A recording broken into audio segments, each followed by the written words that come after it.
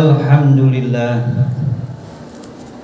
Alhamdulillahilladzi ja'ala tuqata syaratan liqabulil a'mal wa faddalana bihaqiqatit taqwa wal iman. Ashhadu an la ilaha illallah wahdahu la syarika lah. Khalaqal insana wa 'allamahul bayan. Wa ashhadu anna Muhammadan abduhu wa rasuluh arsalahu Allahu rahmatan lil alamin. Allahumma salli wa sallim wa barik ala sayyidina Muhammad asyrafil anbiya'i wal mursalin wa ala alihi wa sahbihi ajma'in, amma ba'du. Faya ayyuhal hadirun, faya ayyuhalladzina amanu ittaqullaha haqqa tuqatih wa la tamutunna illa wa antum muslimun.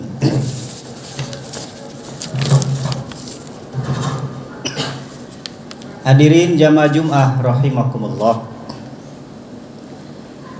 Puji syukur marilah kita panjatkan kehadirat Allah Azza wa Jalla yang berkat limpahan nikmatnya kita masih diberi kesempatan oleh Allah Subhanahu wa taala untuk bisa melaksanakan salah satu tugas kita sebagai seorang muslim, yakni melaksanakan sholat Jum'ah di tempat yang insyaallah penuh barokah ini, amin ya rabbal alamin.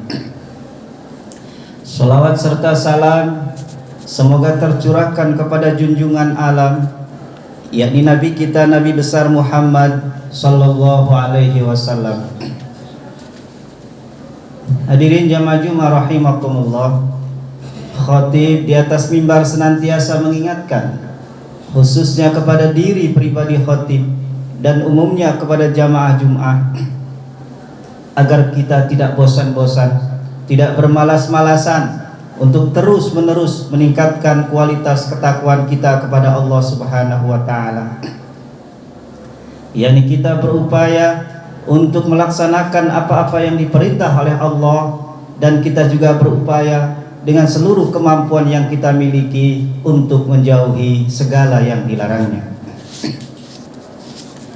Hadirin jamaah Jumat rahimakumullah, di dalam kitab Nasaihul Ibad karya Imam atau Syekh Nawawi Al-Bantani ada satu ungkapan yang berisi pesan dari Sayyidina Ali karamallahu wajhah.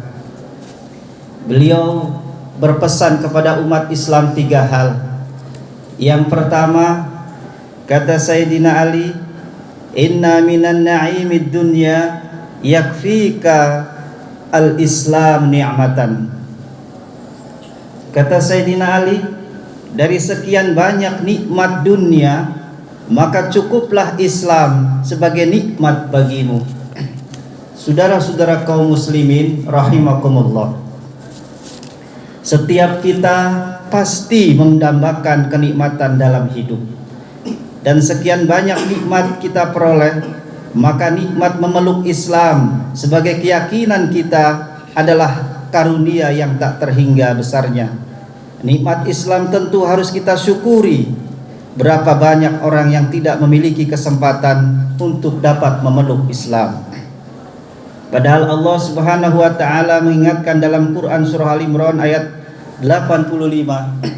A'udzubillahi minasyaitonir rajim. Wa may yabtaghi ghairal islami dinan falan yuqbala minhu wa huwa fil akhirati minal khasirin. Siapa saja yang tidak menjadikan Islam sebagai agamanya, maka tidak diterima keyakinannya itu, dan dia kelak di akhirat akan termasuk orang-orang yang menyesal, akan termasuk orang-orang yang merugi. Sungguh rugi orang yang tidak menganut keyakinan Islam, tapi lebih rugi orang yang memeluk Islam tapi tidak mensyukurinya. Islam sebagai identitas saja, tetapi jauh panggang daripada api. Seorang filosof barat, Nietzsche, pernah mengatakan, God is dead, Tuhan telah mati. Sebenarnya Ungkapan Nietzsche ini bisa dipahami sebagai pengumuman akan kematian kehidupan spiritualitas Nietzsche dan orang-orang yang senasib dengannya.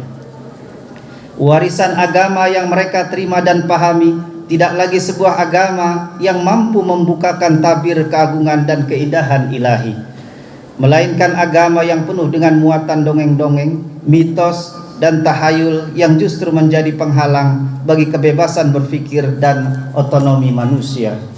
Saudara kaum muslimin jamaah Jumat rahimakumullah, ketika agama hadir dalam sosok yang demikian, maka pemikir semacam Agus Comte secara radikal berkesimpulan bahwa dalam masyarakat saintifik teknokratik, agama tidak lagi memiliki posisi yang harus diperhitungkan, bahkan dianggap sebagai sisa-sisa keterbelakangan dari masa lampau. Ketika orang semacam Nietzsche mengatakan bahwa Tuhan telah mati dan agama yang dipandangnya tidak lagi layak untuk hidup, kenyataan ini tidak berarti manusia tidak lagi memerlukan Tuhan dan agama. Kaum muslimin rahimakumullah, secara dialektis, pemberontakan masyarakat modern terutama di barat terhadap Tuhan dan agama mereka adalah bagian dari proses historis. Bagaimana manusia mencoba menggugat dan menguji agama dan keberagamaan dalam upaya menemukan kualitas keberagaman yang lebih dewasa dan hakiki.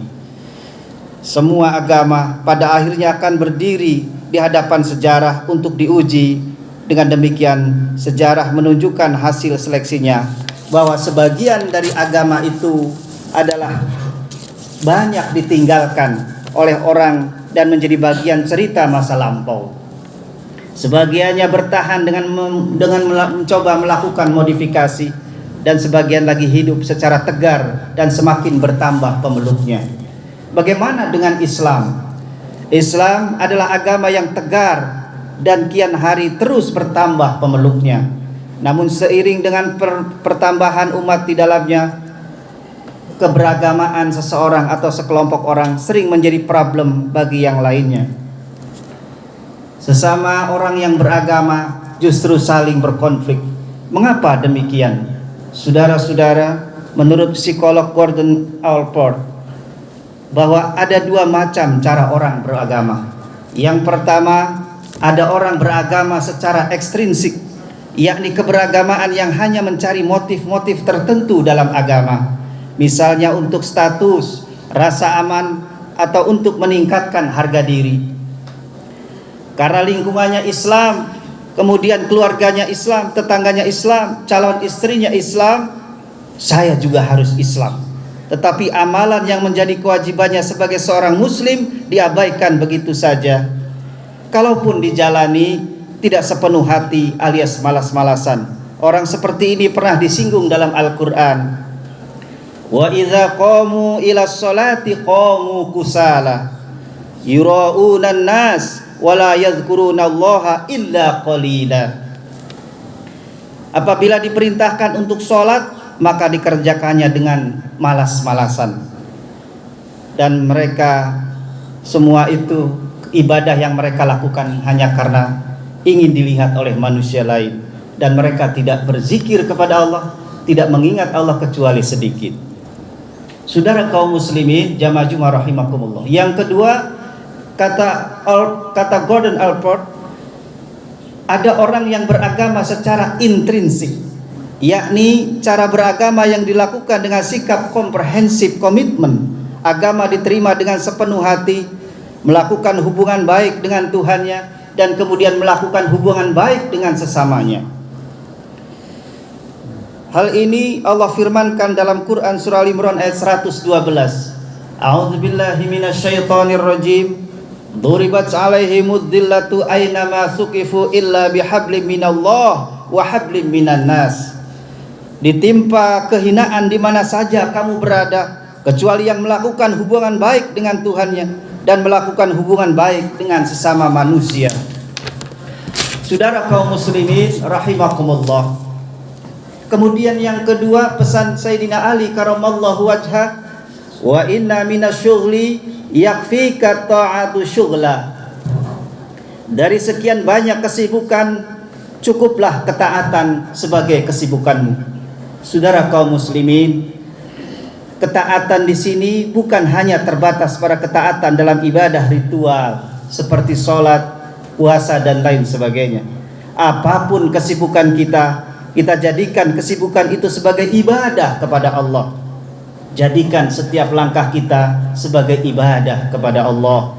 Bukankah semua aktivitas kita akan bernilai ketaatan dan dinilai ibadah serta berpahala jika diniatkan karena mengharapkan ridha Allah Subhanahu wa taala.